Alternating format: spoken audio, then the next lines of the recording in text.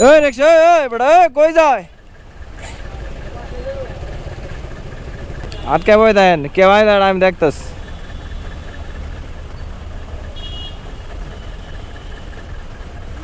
এ বড় ভাই কেন আপনি এদিক দিয়ে যাবেন কেন এ ভাই আপনি এদিকে যাবেন কেন এদিক দিয়ে যান কই যাইবো সামনে ছাড়লে তো যাইমো জায়গা আছে এই জায়গায় চেত লইব নাকি মানুষজন কি পরিমাণ চেত দেয় রং রাস্তাতে যাইবো তারপর চেত দেখা একটু ধৈর্য ধরতে চায় না কেউ বুঝছেন সবাই খালি ফুটপাত যায় যাইতে চায়